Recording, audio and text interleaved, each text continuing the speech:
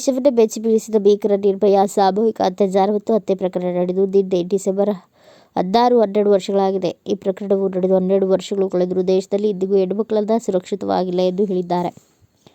2012ರ December 16ರಂದು 23 ವರ್ಷದ ಯುವತಿಯ ಮೇಲೆ ದಕ್ಷಿಣ ದೆಹಲಿಯಲ್ಲಿ ಚಲಿಸುವ ಬಸ್ನೊಳಗೆ 6 ಮಂದಿ ಸಾಮೂಹಿಕ ಅತ್ಯಾಚಾರ ಎಸಗಿದ್ದಾರೆ. ಯುವತಿ ಡಿಸೆಂಬರ್ 29ರಂದು ಸಿಂಗಾಪುರದ ಮೌಂಟ್ ಎಲಿಜಬೆತ್ ಆಸ್ಪತ್ರೆಯಲ್ಲಿ ನಿಧನರಾದರು.